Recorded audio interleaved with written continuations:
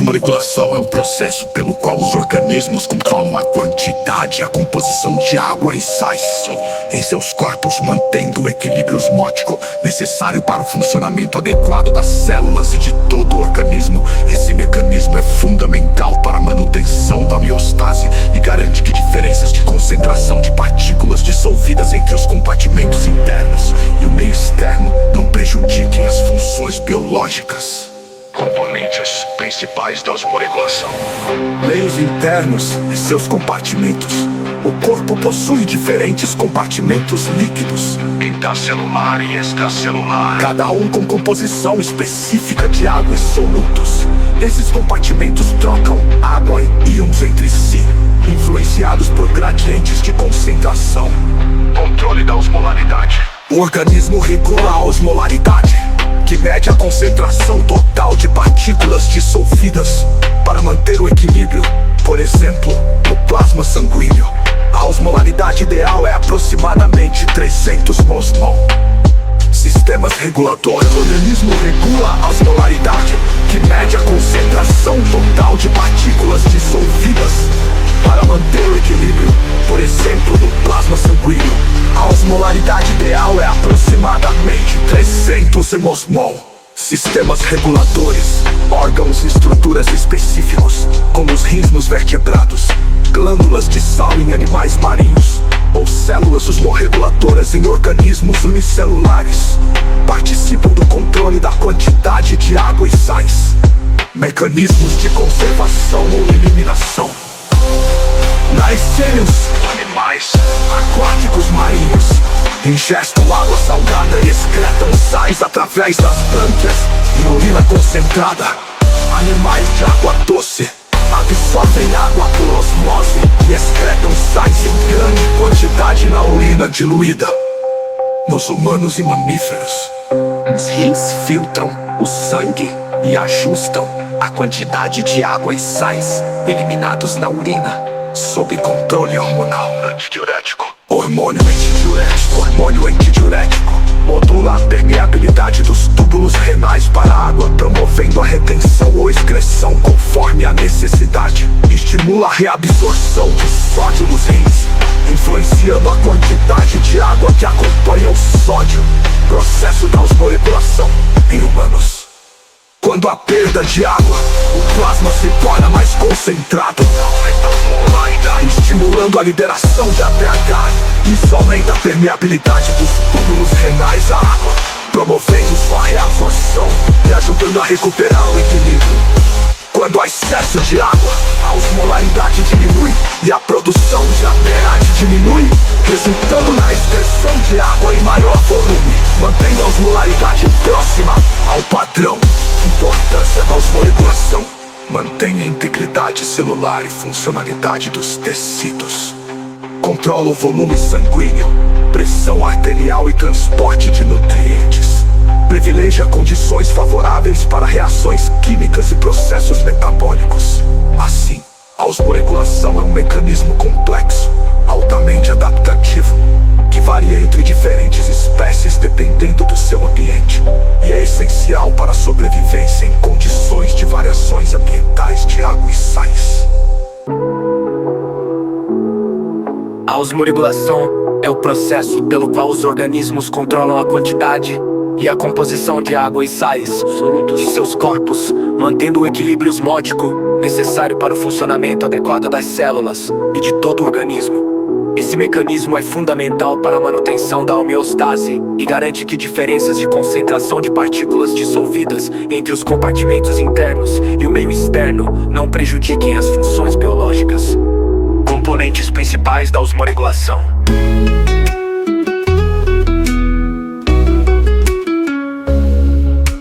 meios internos e seus compartimentos. O corpo possui diferentes compartimentos líquidos, intracelular e extracelular, cada um com composição específica de água e solutos. Esses compartimentos trocam água e íons entre si, influenciados por gradientes de concentração. Controle da osmolaridade. O organismo regula a osmolaridade, que mede a concentração total de partículas dissolvidas para manter o equilíbrio. Por exemplo, no plasma sanguíneo. A osmolaridade ideal é aproximadamente 300 osmol. Sistemas regulatórios, órgãos e estruturas específicos, como os rins dos vertebrados, glândulas de sal em animais marinhos, ou células reguladoras em organismos unicelulares, participam do controle da quantidade de água e sais. Mecanismos de conservação ou eliminação. Naicênios, animais aquáticos marinhos, ingestam água salgada e excretam sais através das brânquias e urina concentrada. Animais de água doce absorvem água por osmose e excretam sais em grande quantidade na urina diluída. Nos humanos e mamíferos, os rins filtram o sangue e ajustam a quantidade de água e sais eliminados na urina, sob controle hormonal. Antidiurético, aldosterona. Hormônio antidiurético modula a permeabilidade dos túbulos renais para a água, promovendo a retenção ou excreção conforme a necessidade. Estimula a reabsorção de sódio nos rins, influenciando a quantidade de água que acompanha o sódio. Processo de osmolação em humanos. Quando a perda de água, o plasma se torna mais concentrado, aumenta a osmolaridade, estimulando a liberação de ADH. Isso aumenta a permeabilidade dos túbulos renais à água, promovendo sua reabsorção e ajudando a recuperar o equilíbrio. Quando há excesso de água, a osmolaridade diminui e a produção de ADH diminui, resultando na excreção de água em maior volume, mantendo a osmolaridade próxima ao padrão. Importância da osmoregulação: mantém a integridade celular e funcionalidade dos tecidos.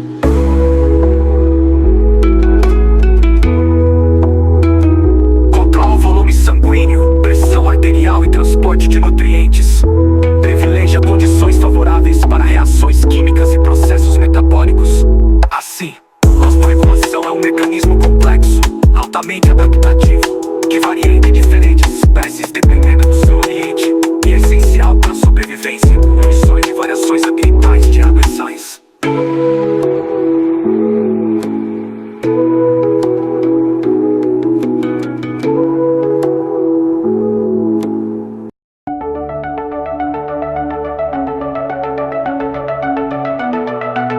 A importância do cérebro e dos neurônios na condução de impulsos elétricos, essenciais para o funcionamento neurológico. Os neurônios possuem estruturas específicas que possibilitam a transmissão de sinais elétricos e químicas.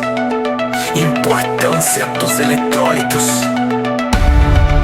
Os eletrólitos, como sódio e potássio, são essenciais para a geração e condução dos potenciais elétricos dos neurônios.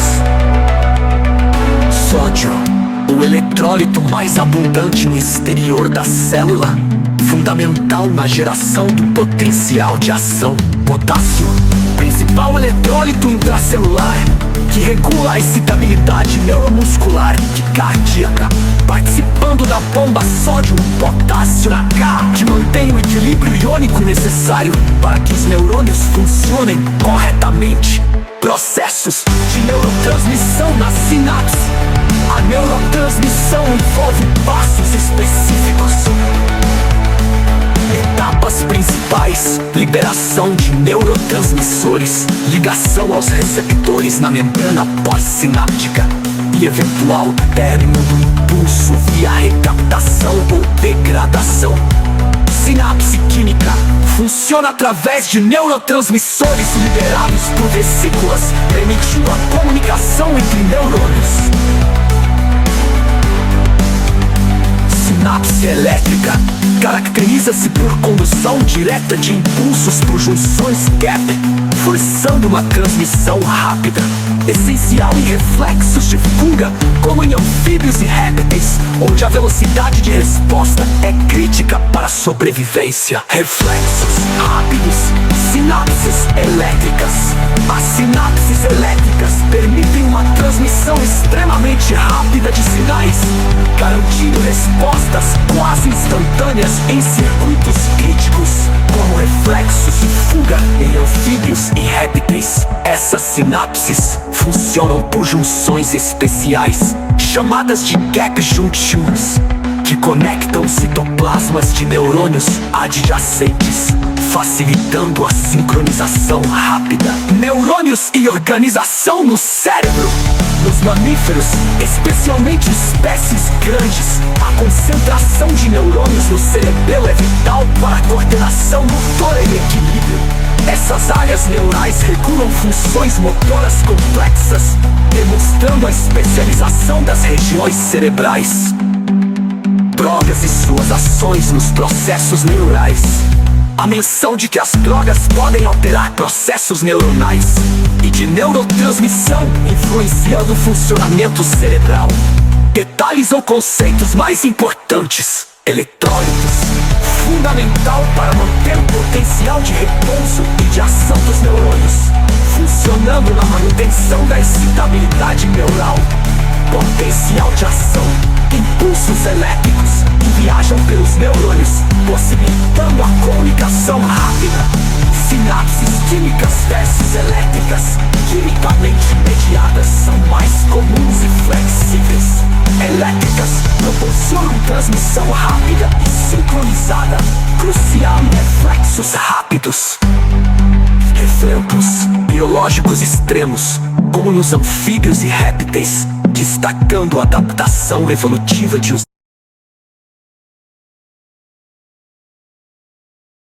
importância do cérebro e dos neurônios na condução de impulsos elétricos, essenciais para o funcionamento neurológico. Os neurônios possuem estruturas específicas que possibilitam a transmissão de sinais elétricos e químicas. Importância dos eletrólitos. Os eletrólitos, como sódio e potássio, são essenciais para a geração e condução dos potenciais elétricos nos neurônios. Sódio, o eletrólito mais abundante no exterior da célula, fundamental na geração do potencial de ação. Potássio, principal eletrólito intracelular que regula a excitabilidade neuromuscular e cardíaca, participando da bomba sódio-potássio que mantém o equilíbrio iônico necessário para que os neurônios funcionem corretamente.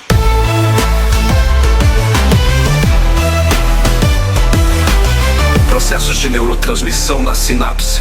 A neurotransmissão envolve passos específicos. Etapas principais: liberação de neurotransmissores, ligação aos receptores na membrana pós-sináptica e eventual término do impulso via recaptação ou degradação. Sinapse química funciona através de neurotransmissores liberados por vesículas, permitindo a comunicação entre neurônios.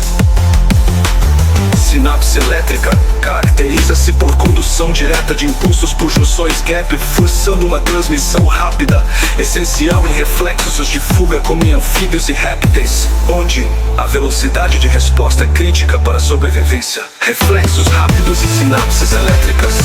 As sinapses elétricas permitem uma transmissão extremamente rápida de sinais, garantindo respostas quase instantâneas em circuitos críticos, como reflexos de fuga em anfíbios e répteis.